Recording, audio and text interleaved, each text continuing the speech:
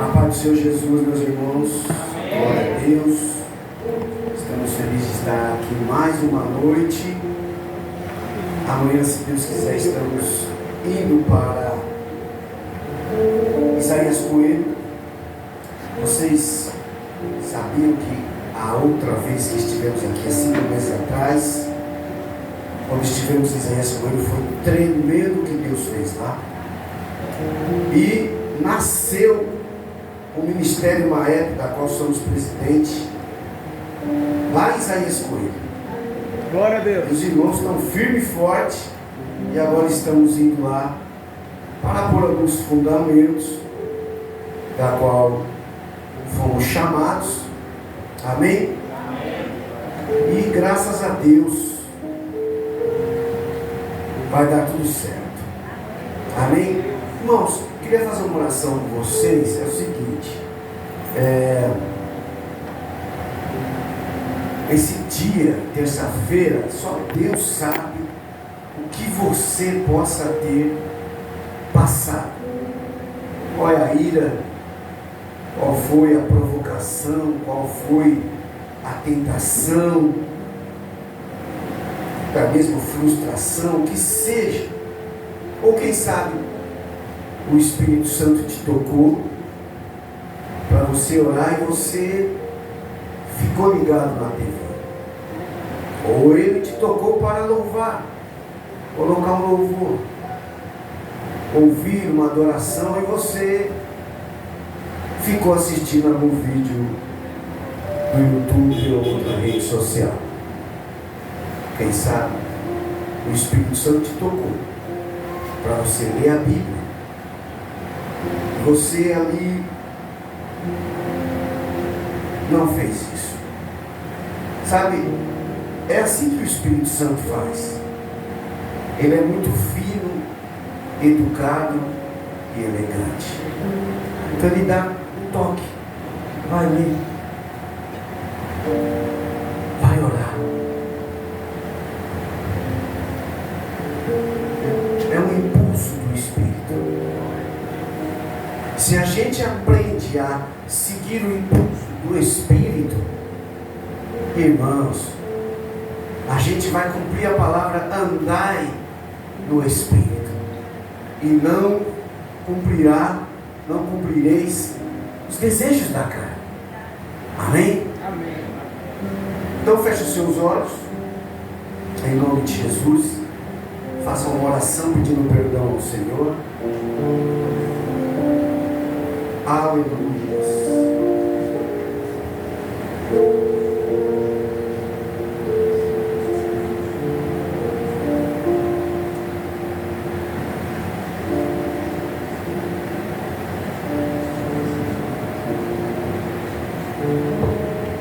Espírito Santo, em nome de Jesus,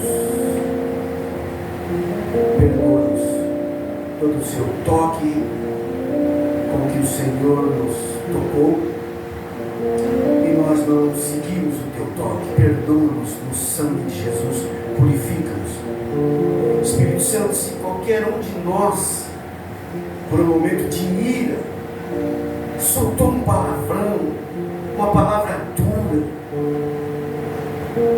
se no coração o Espírito Santo veio com uma malignidade, pelo poder do sangue de Jesus, perdoa-nos nessa noite.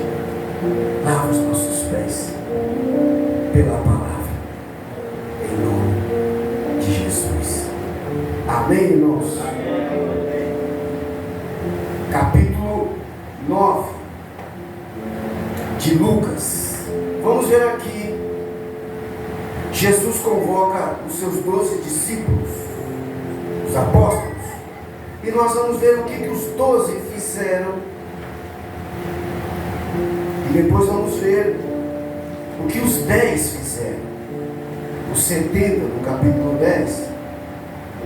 Então nós vamos lendo aqui o texto, amém? Amém.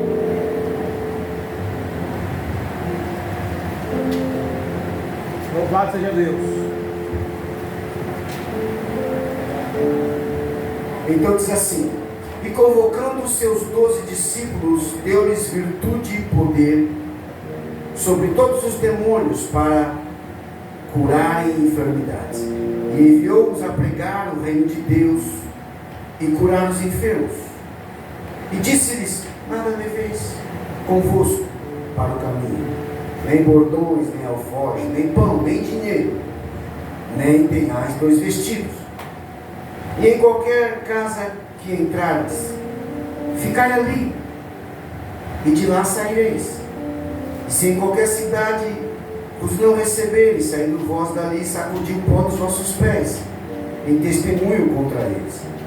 E saindo eles, percorreram todas as aldeias, anunciando o Evangelho e fazendo curas por toda parte.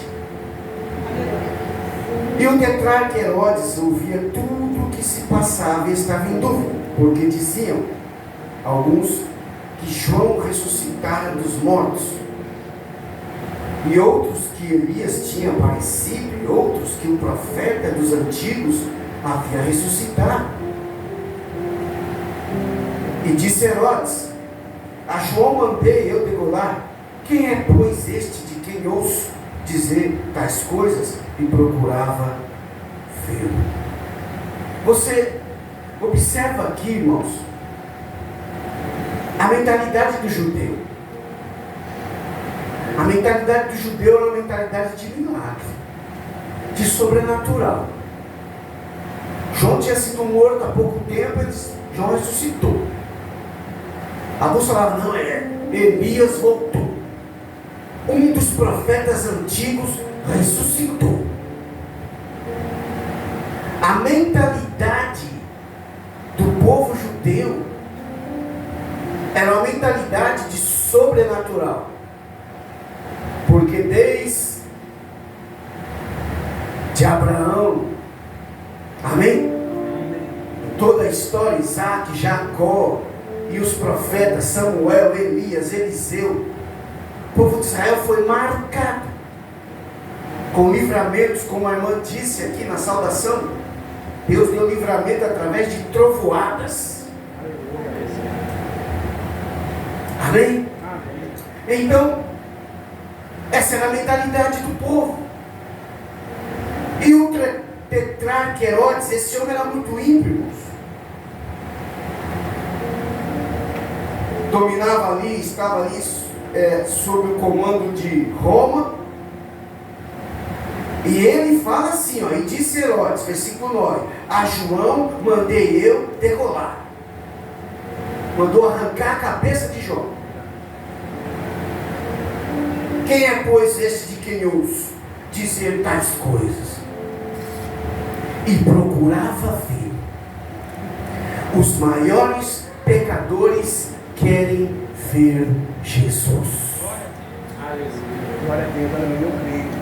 Aqui no nosso coração, sabe o que acontece? O inimigo fala assim, não vai ali naquela casa não.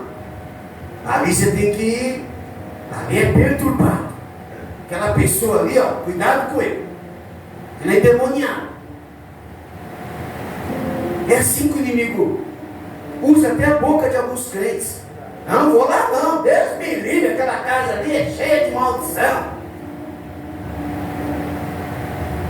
E talvez seja mesmo densas trevas, mas nós somos a igreja de Jesus Cristo. Amém. Nós somos o sal na terra e a luz nesse mundo. Se a carne está apodrecendo, é porque o sal não está fazendo o seu trabalho. Porque o sal serve para conservar. E se as trevas estão dominando e se sobressaindo, é porque a nossa luz não está brilhando o suficiente. Porque aonde a luz chega, as trevas têm que fugir. Amém? Amém? Então, nós continuamos aqui, vamos ver uma coisa que os discípulos fizeram, os apóstolos fizeram, mas os discípulos não fizeram isso, mas os apóstolos fizeram. No versículo 10 diz: e regressando os apóstolos, contaram-lhe tudo o que tinham feito. Amém. Era o que eles tinham feito. Agora, veja o contraste. Quando Jesus envia os 70, capítulo 10, versículo 17. Os apóstolos contaram tudo o que eles tinham feito. Amém. Os discípulos, os simples, os 70. E voltaram os 70 com alegria. 10, 17 de Lucas. Dizendo: Senhor, pelo teu nome, até os demônios se nos sujeitam. Glória! Aleluia. Você vê a diferença? O que os apóstolos fizeram que os discípulos não fizeram. Versículo 11 do capítulo 9. Sabendo a multidão, o seguiu e eles os receberam.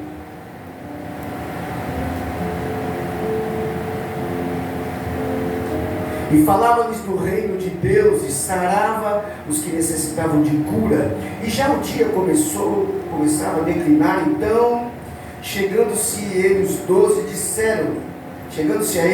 disseram: olha o que os apóstolos fizeram. Despede a multidão. Manda embora essa gente, Jesus,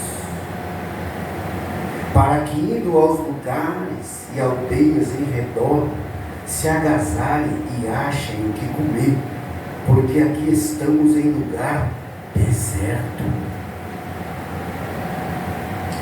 Você veja que eles não falam assim, eles não chegam como que numa função sacerdotal.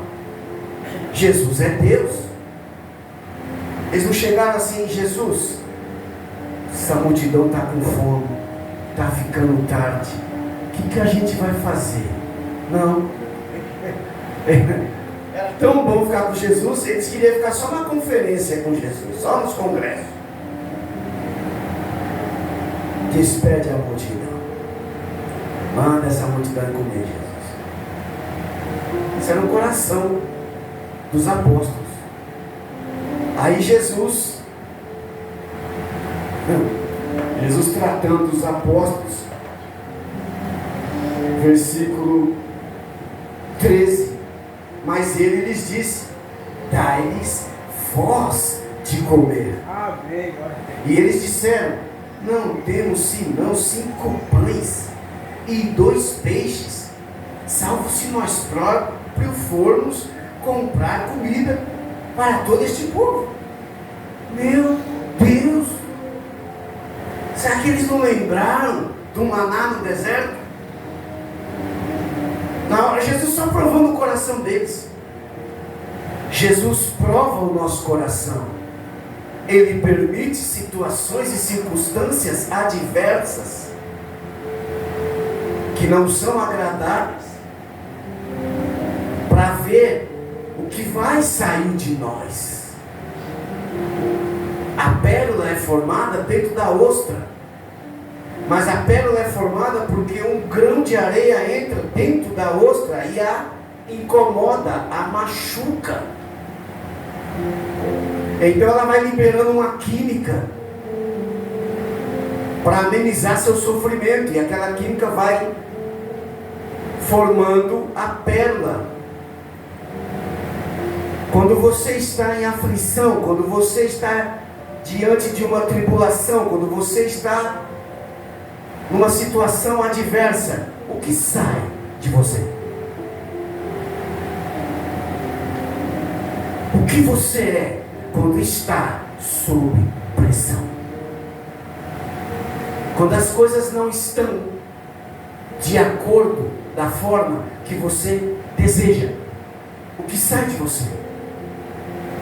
Você fica como o Salmo: os que confiam no Senhor são como um monte de Sião, que não se abalam. Aleluia. Ou você fica como Jesus contou a parábola daquele que é fundado sobre a areia, que quando vem a tempestade, quando vem a enchente, está firmado na areia, então cai, isto é, xinga, não ora mais, Para a igreja para quê? Deus não me ouve. Onde está Deus? Por que o Senhor não me atende? Deus quer forjar em nós um caráter inabalável e não é fácil. Por isso ele disse que a porta é estreita, o caminho é apertado e poucos que entram por ela. E isso não se refere a ir morar no céu, a salvação que nós ouvimos tanto dos antigos. Isso se refere à vida, a fluir na unção, a fluir no poder, a fluir na autoridade. Glória! A murmuração fez o povo rodear o deserto por 40 anos, e dizem os estudiosos, seria menos de 40 dias, porque o povo murmurou.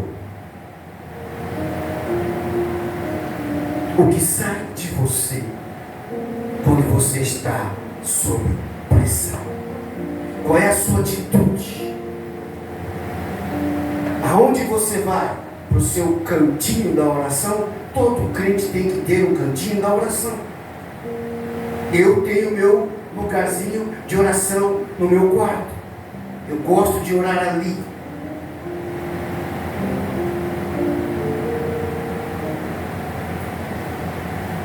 Os discípulos, não temos dinheiro para essa multidão toda. Versículo 14: porquanto estavam ali quase 5.000 homens, disse então aos seus discípulos: fazeis-os assentar em grupos de 50 em 50. Escuta isso. Uma multidão de 5.000, de 50 em 50. Então, vamos lá, Pedro, Tiago, juntam todos eles. Vamos lá, vamos aqui, de 2 em 2 vamos organizar, vamos lá. 1, 2, 3, 4, 5, 6, 7, 58, 59, 50. Senta aí. Aqui agora. 1, 2, 3, 4. E passando no meio da multidão. Passando no meio da multidão. E organizando. Jesus foi específico, de 50 em 50. Ele podia falar, ó, faz todo mundo silenciar aí, dá um berro. Todo mundo sentado. Jesus está mandando. Não. Organiza de 50 em 50. E eles fizeram isso. Porque Jesus é organizado. E assim o fizeram, fazendo-os assentar a todos. E tomando os 5 pães e os 2 peixes, e olhando para o céu, abençoou-os e partiu-os, e deu aos seus discípulos para o porem diante da multidão. E houve uma multiplicação de pães e peixes, e comeram todos, e saciaram-se. E levantaram, irmão, imagina aquele peixe porque só tinha 5 pães e 2 peixinhos. Aleluia. Os outros, mais de 5.000, porque se era 5.000 homens, quantas mulheres? Onde tem 5.000 homens, se é aberto, vai ter no mínimo umas 10 ou 15 mil mulheres. E se tem umas 10 mulheres, vai ter pelo menos cada uma 2 filhos. Então tinha uma multidão ali de 30 a 40 mil pessoas. Era uma multidão mesmo. Amém? Fico imaginando o sabor daquele pão multiplicado pelas mãos de Jesus. Aleluia. Versículo 18, você vai entender porque Jesus mandou ele se assentar de 50 em 50. Então diz assim: e aconteceu que, estando eles só orando, estavam com ele os discípulos, e perguntou-lhes dizendo: quem diz a multidão que eu sou? E respondendo eles disseram: João Batista, outros Elias, e outros, um dos antigos profetas ressuscitou. A multidão não sabia quem era Jesus.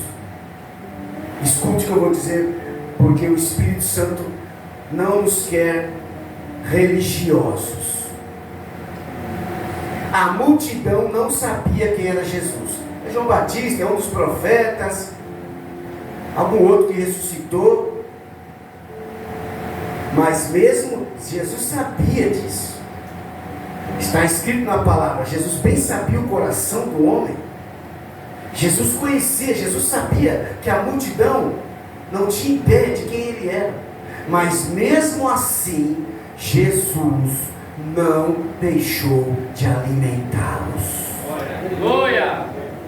E nós temos que tomar cuidado quando pessoas pecadoras, pessoas que não conhecem Jesus, que servem espiritismo e tantas religiões por aí, começam a passar necessidade. Temos que tomar cuidado para não entrarmos como os discípulos que queriam despedir a multidão, para não negarmos o alimento para eles. Tá lá sofrendo mesmo porque é tranqueira. Tem que sofrer o juízo, porque é ruim de coração, é duro, é incrédulo. Nós temos que ser como Jesus. Tem que levar o alimento para quem não o conhece. Deixa eu abrir uma parênteses e dizer aqui. Olha, com certeza na igreja tem alguém que tem o desejo de fazer uma arrecadação, a começar pelos membros da igreja. Olha para cá, olha para mim. Começando pelos membros, primeiros domésticos da fé. Se alguém no coração tem desejo de levar aos mendigos, moradores de rua, ou ir nos rincões aqui de Teresina, nos lugares mais pobres, vamos ir nesses lugares e ver algumas famílias em extrema necessidade. Vamos levar cesta básica, vamos levar produtos de limpeza, vamos levar alimento. Se alguém tem esse desejo no coração, isso é um sinal que o chamado dessa pessoa é ser um diácono, porque o diácono foi separado para servir as mesas na distribuição do alimento, e eles tinham que ser cheios de fé e do Espírito Santo. Mas hoje está um pouco distorcido a visão do diácono, e o diácono só serve a ceia e fica na porta.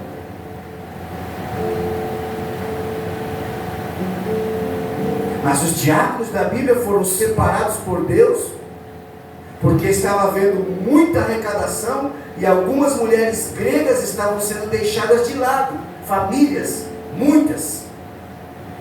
Então separaram-se 7 para organizar a distribuição, a ação social da igreja.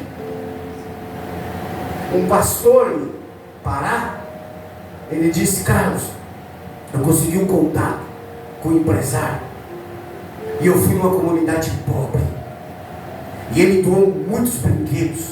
Empresário riquíssimo da cidade, muito rico, doou muitos brinquedos, e nós organizamos no dia das crianças para distribuir os brinquedos, e fizemos ali uma distribuição. As crianças se alegraram, crianças que não iam ganhar nada, brinquedos simples, de plástico, simples, mas elas ganharam.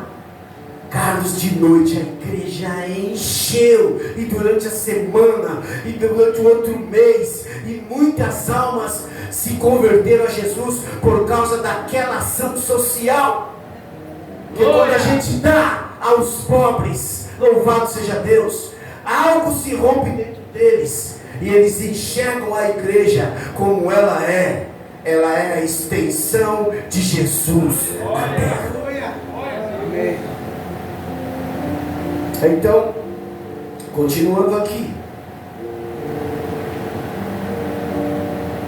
a multidão não sabia que era Jesus, por isso Jesus mandou eles entrar no meio da multidão.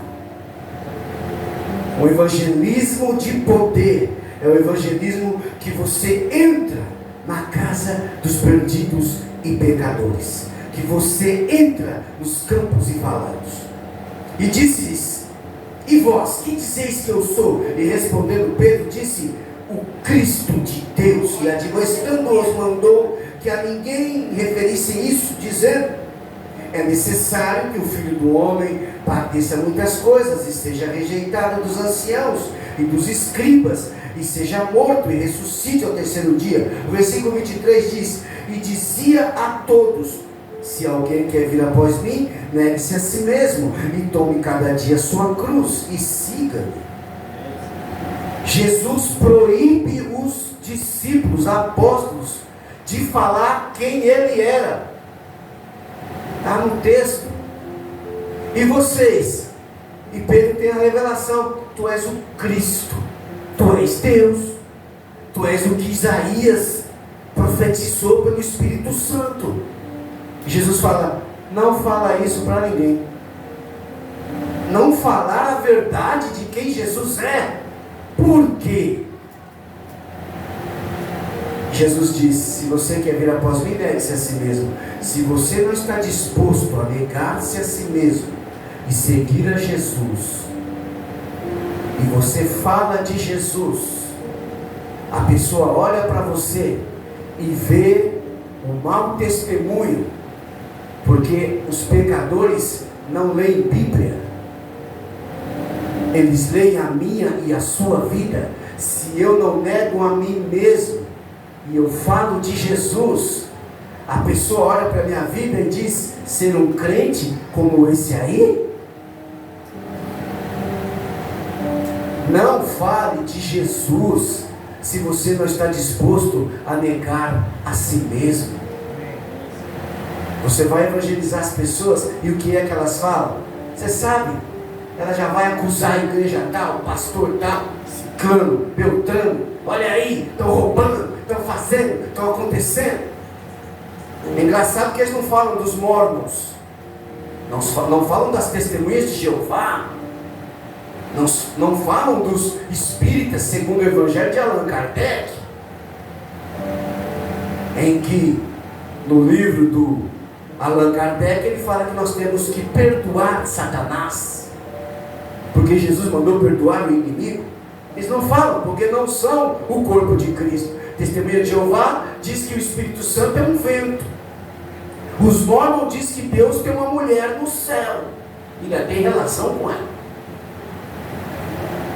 Não são corpo de Cristo. E tantas outras religiões. Mas quando eles acusam algumas igrejas que tem algumas coisas que nós não concordamos, mas são igrejas de Jesus, ainda tem algumas coisas que não concordamos, eles logo apontam, porque eles veem a luz, ainda que tem algumas trevas lá, porque Jesus disse: se a luz que estiver em você for trevas, quão grandes serão essas trevas? Se você não está disposto a negar-se a si mesmo, não fale que eu sou o Cristo. Eu estive na casa de uma católica, irmãos, uma tonelada de imagens, de esculturas. Se você falasse: olha, eu sou crente, ela já te colocava para fora de casa. Ela só foi descobrir que eu era crente depois. Primeiro nós chegamos e tivemos comunhão com ela, e ela começou a contar as mazelas. E aí, como ela chegou até ali, eu perguntei algumas coisas. Quando se deu por conta, estava rindo comigo, dizia para a filha dela: gostei dele, e eu não queria nem deixar eu sair para tomar um banho, e tanto que queria conversar comigo. Carente, que você não faz ideia as histórias de quase todos os santos e santas católicas que ela conhece, você não faz ideia. A aversão ao evangelho, aos crentes.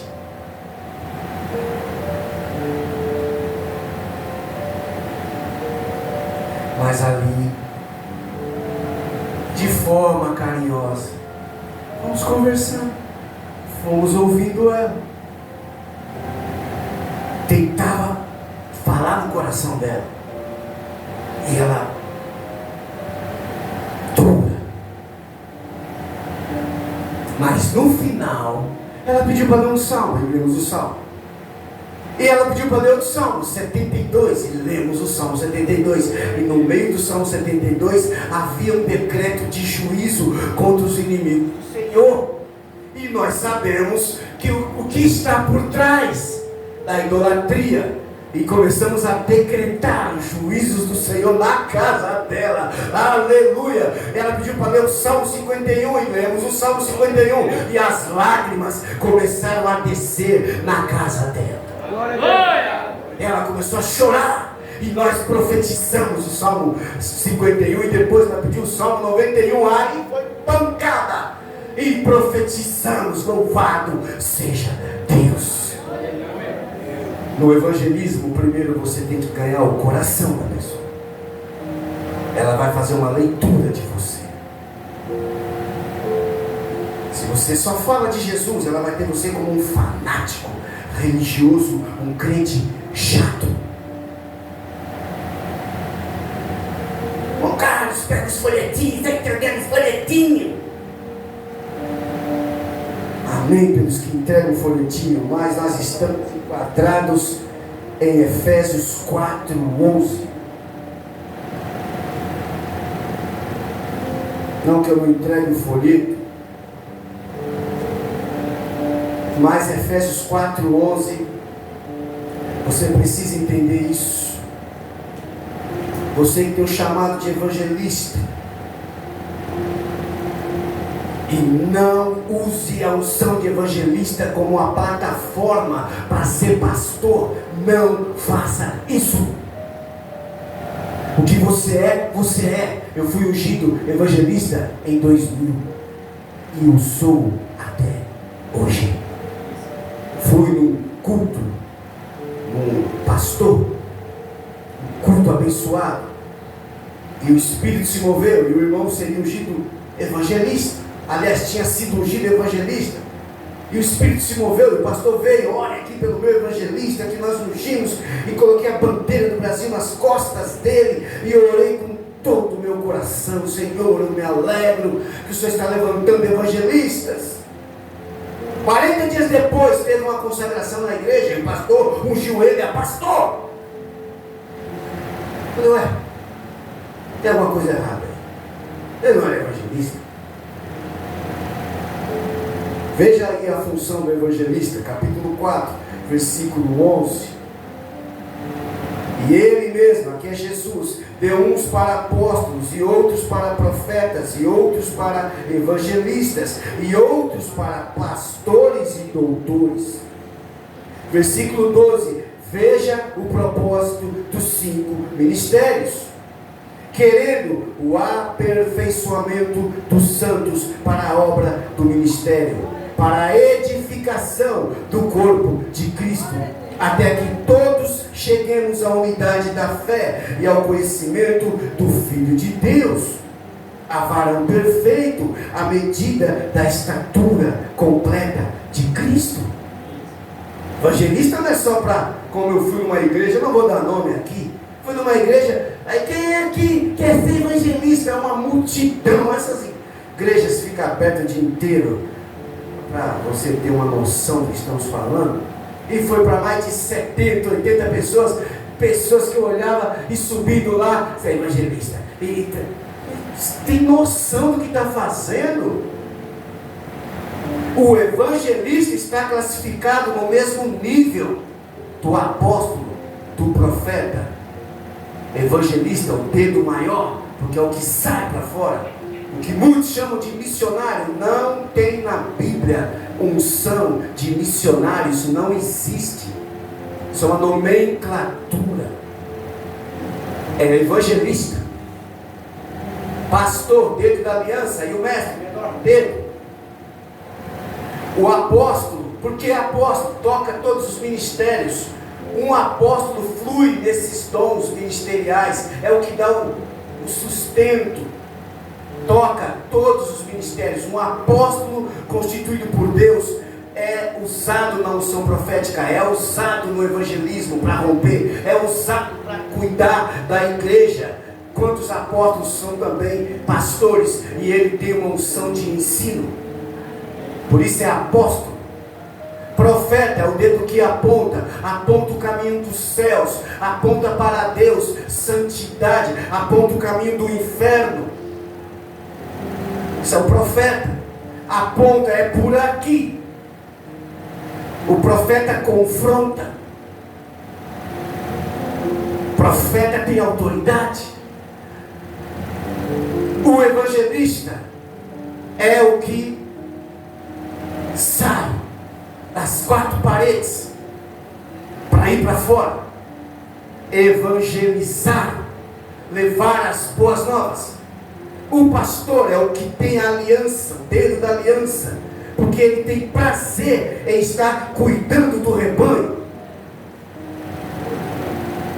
Pastorear, se você deseja cuidar de pessoas, é um forte indício que você seja um pastor.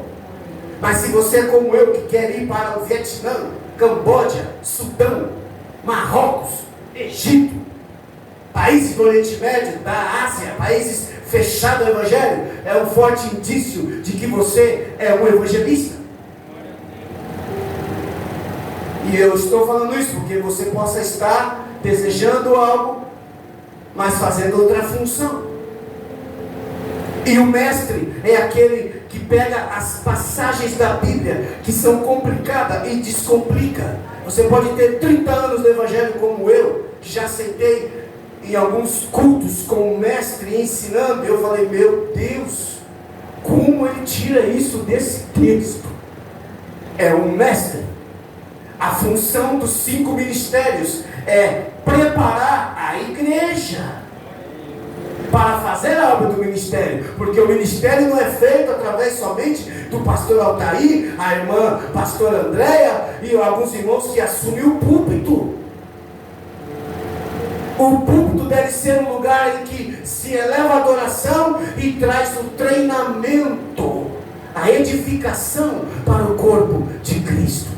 Um apóstolo, ele ativa a igreja na unção de rompimento. Um apóstolo rompe. Felipe saiu e evangelizou Samaria, paralíticos e cegos sendo curados.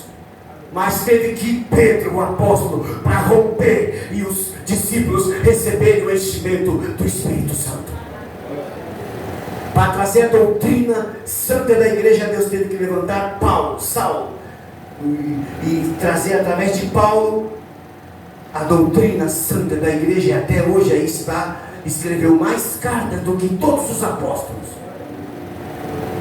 O apóstolo libera a unção de conquista, de invadir. O profeta libera a unção do confronto, de denunciar as trevas, de confrontar principados. O evangelista ativa na igreja a unção de amar os pecadores, de ir evangelizar, de conquistar a cidade. Ativa também, libera também a unção do jejum. Quando o evangelista ministra, e ele de fato é evangelista, você é ativado para jejuar. Você quer jejuar, porque o evangelista ativa essa unção. O pastor ativa a unção do cuidado. Então você possa não ser um pastor como é o pastor Altair, de ofício, mas cuidar de uma pessoa, ajudar a dar o alimento, a palavra, a estar orando por essa pessoa. Você possa não ser um pastor de ofício, mas o pastor ativa você para cuidar também, para abrir sua casa e cuidar das pessoas vizinhas, orando por elas, evangelizando elas. E o mestre ativa a igreja para ter a palavra e para aprender. Um mestre, quando vai numa denominação, quando ele ministra a igreja, você tem sede e fome da palavra. Ele ativa a igreja para ter fome e sede de Deus. Também ativa a igreja para ter sabedoria de resposta. Os 5 ministérios não é aqui.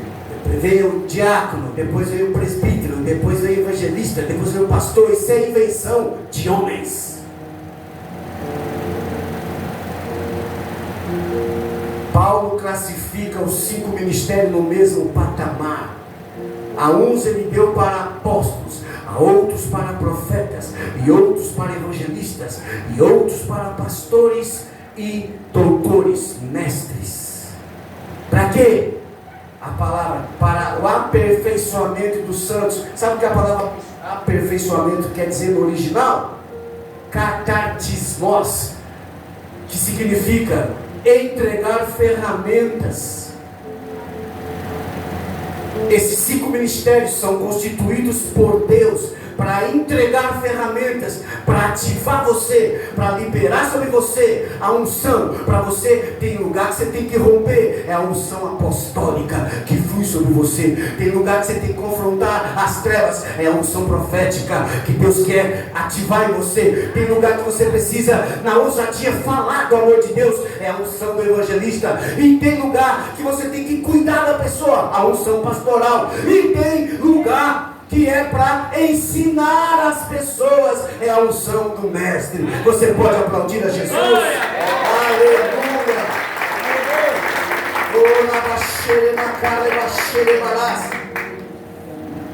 Aleluia! Capítulo 9, vamos acelerar aqui.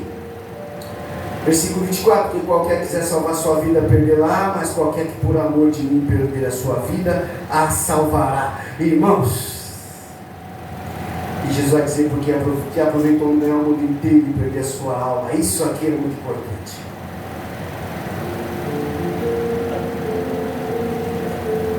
Quando eu entendi isso, a minha vida mudou. Há muitos anos atrás, década de 90, na época que nos conhecemos na casa da irmã Silvani. Pastor Ataíra é um amigo de longa data. Conheci em 1996. Nunca tivemos nenhum atrito. Nunca. Uma bênção. Conheci a Andréia lá na casa da irmã Silvani. E ela se interessou no varão. E aí está. Eu disse, é meu. Saiu daqui de Teresina para buscar o varão lá e trouxe a unção dele de lá para cá.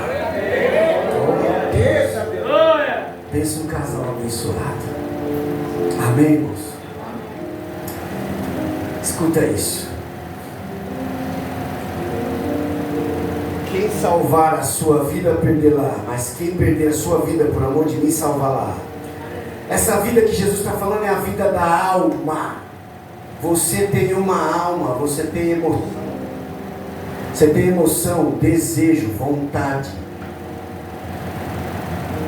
Escuta isso.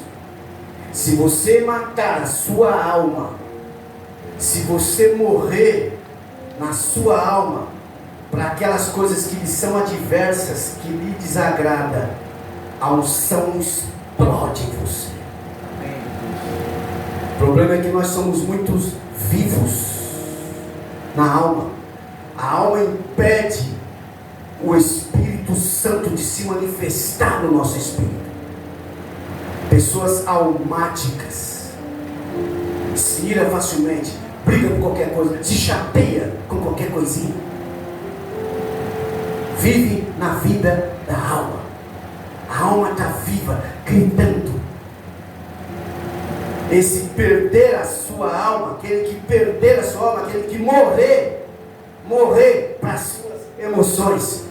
Amém. Se você for no cemitério e levar uma agulha, e você discretamente chegar no morto e enfiar a agulha nele, ele não tem reação, porque ele está morto. Então se falam de você e você já quer logo resolver, vou resolver, está falando de mim pelas costas, ainda nem agora sua alma está vivida. Se quando você é contrariado, sai do seu controle, aí tem Jezabel, mas não vamos falar sobre isso, né? Sintomas de Jezabel, mas sai do controle, você fica contrariado e se chateia, e fica aborrecido, a sua alma está viva.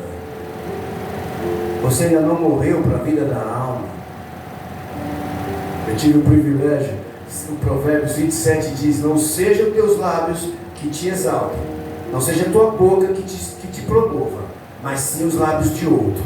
Eu tive o privilégio de ouvir muitas vezes: irmão Carlos, você está sempre sorrindo, né? Você está sempre feliz, né, irmão Carlos? Irmão Carlos, eu falei: Vara, porque tribulação a gente vai resolvendo aqui dentro com Jesus, né? Vamos lá, eu vou, sabe? Então, muito pouco estresse. Está comigo? Uma irmã disse, te conheço há quantos anos, irmão Carlos? Há 25 anos. Você tem a fé de Abraão. Eu falei, quem dera, irmã? Quem dera? Não, porque 25 anos atrás você falava a mesma coisa que você fala hoje. Eu falei, e até se cumprir, eu vou estar aqui firme e forte. Eu ainda quero evangelizar em nações fechadas ao Evangelho. Nem que for só para jejuar 21 dias lá contra o príncipe das trevas no território, no local. Mas eu quero. Está comigo?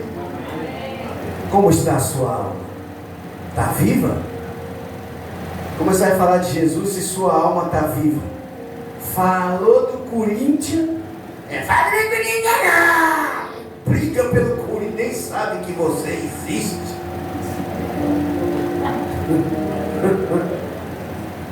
Tem uns bobão por aí brincando por Bolsonaro, brincando por PT, por Lula, meu Deus do céu, que vão passar. Meu Deus, irmão, a alma está vivinha. Nenhum nem outro, você briga contra os demônios por Jesus. Amém. Como está a sua alma? Você quer poder? Quer evangelizar com poder? Aleluia. Aí no versículo 46 também diz assim, eu preciso saber a hora. Que hora que acaba o culto, meu irmão? 9h30, glória a Deus. E suscitou entre eles uma discussão, versículo 46, sobre qual deles era o maior. Olha, meu Deus, irmãos, eles estão tocando na carne de Jesus, estão andando com Jesus, dormindo junto com Ele, ouvindo Ele, vendo Ele operar, fazer Ele acontecer. Suscitou-se entre eles uma discussão sobre qual deles seria o maior. Mas Jesus, vendo o pensamento de seus corações, Jesus vê o pensamento do teu coração. Eita glória! Tomou o menino, pois junto a si disse-lhe, qualquer que receber este menino em meu nome, recebe a mim, qualquer que me recebe a mim, recebe o que me enviou, porque aquele que entre vós todos for o menor, esse é que é grande. Se não vos tornardes como criança. Já tive que corrigir minhas filhas. Vou dar 2 palmadas que vocês falei, avisei 2 vezes. Toma, pá, pá. Chorar. Ficar ali tipo uma meia hora. Não te amo. A Mimi chegou a escrever, a Micaela, minha filha mais nova, Cacá também, chegou a escrever, colocar assim uma cara feia, assim, expressando no desenho a irritação. Tô tranquilo. Aí saí, fui fazer alguma coisa, quando eu voltei, aí dá um abraço no pai, dá um abraço. Já esqueceu tudo. Toma um chocolatinho aqui. E aí, ai pai, te amo. Ah, mas você não me amava 2 horas atrás? Nem sabe.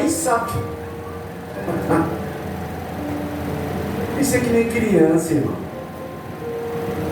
Não tem nessa terra pessoa que me aborreça, que eu não vou resolver isso com Jesus. Não tem.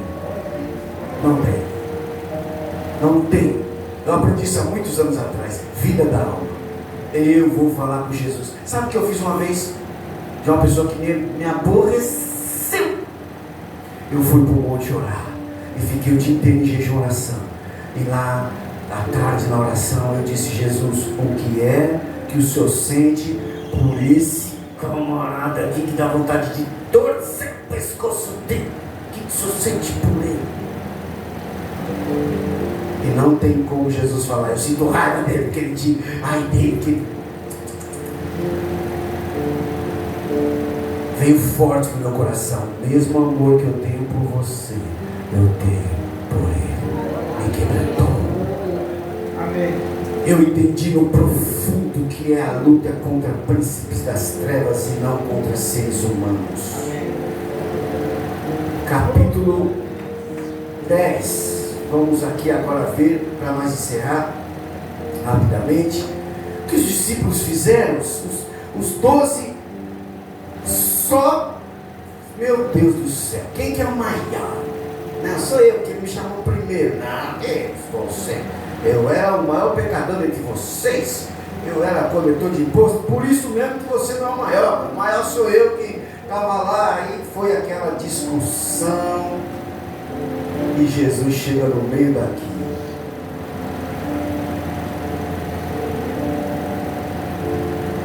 Capítulo 10. E aí Jesus fala: puxa vida, eles não entenderam. Vou mandar outros. A missão dos 70, e depois disso designou o Senhor ainda outros 70 e mandou-os adiante de sua face, de dois em dois, em todas as cidades e lugares onde ele havia de ir. E dizia-lhes: grande é em verdade a seara, mas os obreiros são poucos. Rogai, pois, ao Senhor da seara, para que envie obreiros para a sua seara. Quer obreiros, temos que pedir a Deus. Eu orei isso há um tempo atrás e Deus ouviu. E agora, quando eu chegar em São Paulo, eu já tenho duas pessoas, 2 casais que são obreiros, que vão estar se ligando ao nosso ministério. Glória a Deus. Deus ouviu a oração. Eu roguei: Senhor, temos obreiros lá com a gente, mas está vindo mais, porque a obra é grande. Aleluia. O versículo 3, aí Jesus vai dar os comandos: ide, eis que eu vos mando como cordeiros, não é pitipão. Pomba não pousa em pitipão, mas pomba pousa em cordeiro. Cordeiro é mansinho, pitipão é bravo. A pomba é o símbolo do Espírito Santo. Eu envio vocês no meio de lobos, como cordeiros. Parece até um contraste, os lobos que matam os cordeiros. Não leveis bolsa, nem alforje, nem alparcas, e a ninguém saudeis pelo caminho. E em qualquer casa onde entrares, dizei primeiro: paz seja nesta casa. Sabe que as pessoas, não vou dizer religiosas, porque pode ser na ignorância, que aprendeu errado. Mas levanta aqui um pouco. O irmão também. E a irmã também. Levanta aqui um pouquinho. Então vem, levanta você aqui. Vai levantar, em nome de Jesus. Que está com problema? Deus vai te curar, nem querido? Glória a Deus. Aí vocês estão conversando aqui. Você não é crente. Ele é crente, ele é crente. Aí eu chego. Ô irmão, pai do seu, meu irmão, pai do seu, meu irmão. Boa tarde. Irmã, obrigado, pode se sentar. Quer acabar com o pecador é fazer isso. Eu já passei isso na pele. Eu estava ali, já tinha aprendido isso. O irmão chegou, me cumprimentou capaz, cumprimentou outro irmão capaz, sabia que não era crente. Boa noite. E saiu depois. Por que deu a paz para vocês e não deu para mim? Eu não estou digno de receber a paz, não. Eu não posso receber paz? E para explicar. Aí Jesus ensina. Você chega numa casa, você não vai perguntar: vocês é crente? Pai do Senhor. Aí se não for, boa noite. Não existe isso, irmão. Na casa que você chegar, e a casa é uma casa, uma família, uma pessoa. A casa que você chegar, a paz. Não importa, o cara está fumando pedra, está bebendo, não importa o que ele esteja fazendo. Chegou, a paz do Senhor. Sabe por quê? Lá no Carandiru, um pastor saindo de um pavilhão para ir evangelizar no outro pavilhão, fiz um culto maravilhoso, e aí foi para o outro pavilhão, um culto marcado lá, e no meio do caminho tinha um bandido ali, presidiário, e estava de cabeça baixa, e ele passou e disse: ei, a paz do Senhor, meu irmão. Ele: eu não sou crente não, mas Deus quer te dar paz, fica com Deus. E foi. Quando ele voltou, que era o caminho de também embora, tinha que passar no pavilhão de novo, voltar para outro pavilhão, um cara veio até ele: ô irmão, muito obrigado, Senhor, ter dado aquela paz para mim.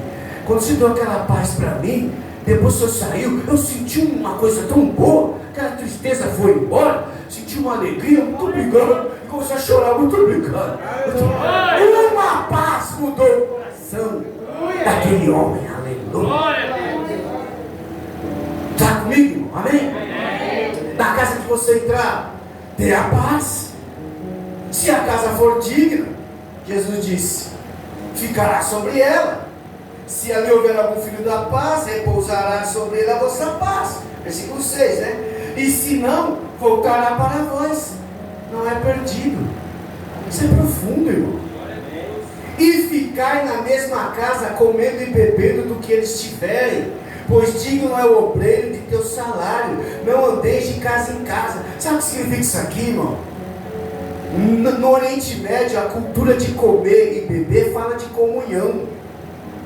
Se eu vou na sua casa almoçar, é porque eu vou te ouvir, você vai me ouvir, vamos ter um tempo de comunhão. O que um pecador, fumador de pedra, um cachaceiro, um drogado, uma pessoa toda atribulada tem para falar para mim? O que vai me edificar? Nada. Mas quando eu paro e ouço essa pessoa, no mundo espiritual é um tempo de comunhão. Então a pessoa vai desabafar, vai pôr para fora. E aí eu pego tudo aquilo e o Espírito Santo começa a me dar aonde eu vou entrar com o Evangelho. Ficai na casa, isto é, com a pessoa. A pessoa também representa uma casa. Ouça os seus problemas. Preste atenção no que ela está falando, e o Espírito Santo vai te dar a palavra para você entrar com a evangelização poderosa na vida dele. Aleluia. Amém, glória a Deus. E em qualquer cidade que entrardes e vos receberdes, comei do que vos puserem diante. Hoje o irmão levou uma comida lá para a gente, abençoar. Não comi aquela hora, irmão, porque eu não estava no propósito, eu comi depois. Ainda estava quente, que aqui é quente. Aí eu falei, meu Deus, que lugar é esse? Lá em cima da Pieta, lá depois de 3 horas ou 4 horas, só comi depois das 3. Aí o irmão falou, o pastor está disse, você come, eu como do que puser na mesa. Não tem, velho. No que você, eu como, só não comi no Maranhão a tal da Jussara, que era um açaí puro com farinha. Aí não deu para comer. Mas como não era na casa que eu estava, senão eu colocava açúcar até adoçar aquele negócio. Eles coaram lá na hora, moeram o açaí forte. Então eu estou naquela, né, que eu estou imaginando aquele pote de açaí docinho, parece um sorvete com banana, com amendoim, um pedaço de um pouco de leite ninho. Aí eles estão fazendo, mas tudo, você tem que experimentar a Jussara, porque a Jussara, meu Deus, quem que é essa Jussara? E a Jussara é o açaí puro, moído na hora, gelado, que seja, com farinha. Aí eu experimentava, engoli só aquele ali, não, desculpa, não tá. Só isso que eu não comi. Não comi a Jussara. Não deu para comer aquele negócio sem açúcar, sem nada, misericórdia. É o nome lá no Maranhão você vai ver. O que é Jussara? É o açaí puro com farinha. E eu brinquei com eles, acho que vocês passaram muita fome. Misericórdia. Versículo 10. Mas em qualquer cidade em que entrares e vos não recebereis, saindo pelas suas ruas, dizei até o pó que da vossa cidade se nos pegou, sacudindo sobre vós, sabei com tudo isto que já o reino de Deus é chegado a vós. E digo-vos que mais tolerância haverá naquele dia para Sodoma e Gomorra do que para aquela cidade. Aí Jesus começa a dizer, e nós vamos encerrar. Ai de ti, Corazim, e ai de ti, Betsaida, porque se em Tiro e em Sidom se fizessem as maravilhas que em vós foram feitas, já há muito assentadas em saco e cinza se tinham arrependido. Escuta isso. Aqui é um texto. Escuta isso, que vai mudar a sua forma de enxergar. Aqui é o texto que Jesus está falando para uma cidade. Ai de ti, Corazim. Ai de ti, Betsaida.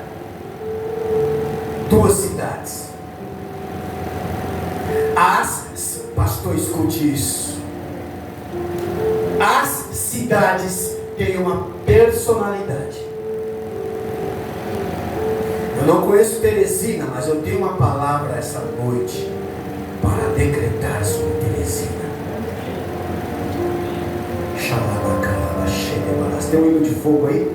Tem algo aí de marcha, de guerra. Começa aí, vai na unção.